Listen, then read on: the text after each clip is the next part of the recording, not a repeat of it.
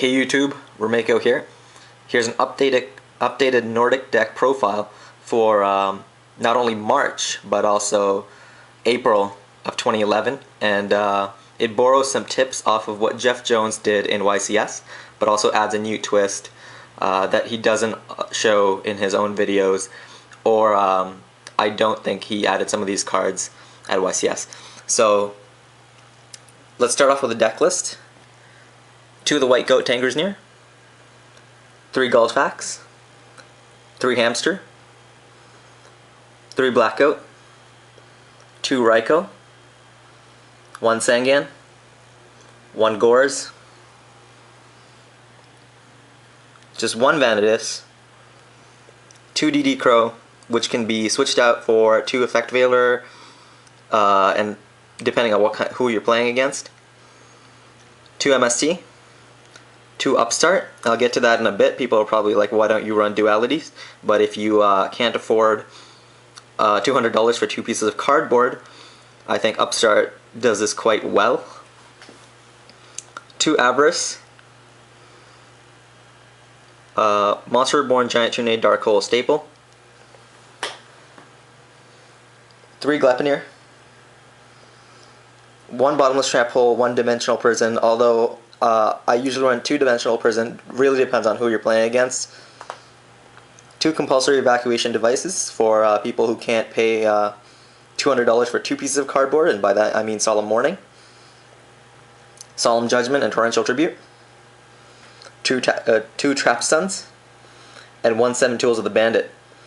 So I've noticed increasingly that 7 Tools is a great card, and I'm actually thinking about putting in 1 more 7 Tools instead of Trap Stun, because at 1k life points it's on the same par as Solemn Judgment and Solemn Warning. It can negate either of those, so your opponent will still lose half their life points or 2,000 life points, while you get to negate that effect with 1,000, and I think that's pretty great. Now onto the extra deck. Even though I don't have all the cards, I would recommend running 2 Black Rose Dragons, 1 Colossal Fighter, 2 Stardust, 1 Brio, 2 Odin, 2 Thor, and what's missing is 2 Voltic Bicorns, 1 Ancient Sacred Wyvern, 2 Ancient Fairy Dragons, 1 Scrap Dragon, and I believe that is it. And 1 Ally of Justice Catastor if you can, if you have one, but I don't think that's entirely necessary. So the reason being as to 1 Vanadis is the fact that usually when you draw a Vanadis, you tend to not be able to play it, and that's because it can't tune with anything else besides Tangersneer and the Black Goat, and it literally makes it almost impossible for you to use in your deck around 60% of the time, and it's very detrimental if you ever draw 2 Vanadis or one Vanadis, or even all 3 in the first turn or first 2 turns of your duel. That's almost a guaranteed loss right there. Some people like the milling effect of Vanadis. I think that's great as long as you just have 1, and you can use that milling effect to, or dumping effect, to use it in situations where you feel it's necessary. So if you want to go into Catastor, or if you want to go into Brionac, you can dump a Tangersneer or the Black Goat from your deck, and if you have one of those on the field, you can tune into it. But aside from that, it's not that great of a card, and it was overhyped, and it's been made too much of, whereas Goldfax is probably one of the heroes of this deck, where most of this deck's synchros are level 7 monsters or level 8 monsters.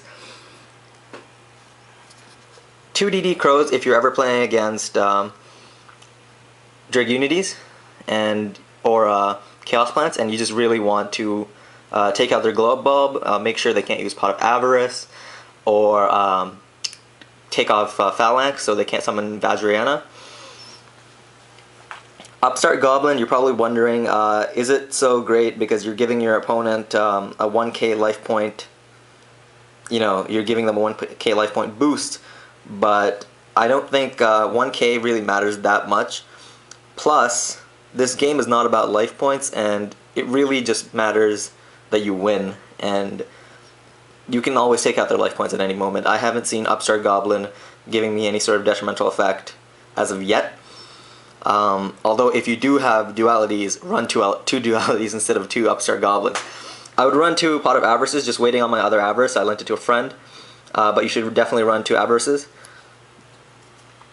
Back to the Bottomless Trap Hole and Dimensional Prison. You can use 2 Bottomless Trap Holes if you're facing Dragunities, or if you're facing... but if you're not facing Dragunities, use 2 Dimensional Prison instead. That is actually the overview of this entire deck. If you guys have any questions, let me know. Like I said, Goldfax is your main tuner. It can literally get out anything you want. So anything from first turn, second turn, Black Rose, Colossal Fighter, Stardust, Brio, Thor, except for Odin. Except for Odin, it can get out any single synchro in your deck, and therefore you should run it at 3. People thought that its effect was useless before, like, you know, why the hell would you need this card that special summons itself when you have when your opponent has a synchro on the field? And they're like, you know what, that seems so useless. When they have a synchro, you probably lost already. And that's not true. That's actually the exact opposite of its effect. If you have 2 cards in your hand, and you're like, oh shit, you know, or like even if you have 1 Tangrasneer on the field and you're like, shit, I only have Goldfax, and if I summon Thor, I could totally take out my opponent, and you draw into a Black Goat or another Tangrasneer, you can just be like, hey, listen, I'm gonna pop out my Goldfax due to its special effect, and then I'm gonna regular summon either one of these 2, and boom, you're right into Thor. And if they ever try to activate Solemn Warning or Solemn Judgment, 7 tools, which I should probably run 2 of, or Trap Stun. You know, that's 3 cards right there. If you have another 7 tools, that's almost 4 cards right there that you're going to negate Solemn Warning or Solemn Judgment. And that's almost like a guaranteed synchro every time. And you also have Solemn Judgment, so it's 5. That's a pretty good chunk of your deck just dedicated to stopping your opponent's trap cards. So you also have 3 Gleipnir. Great search card. You can always chain it to MST. When your opponent uses MST, bait them into getting it into Gleipnir. Flip it over, get any Nordic monster you want, literally any Nordic monster, and just play your advantage like that. It's not a difficult game, but you have to use your head because your opponent is starting to know what kind of monsters you run. They either expect the hamster, this guy, Raikou, Sangan, or Tangrasneer to be set.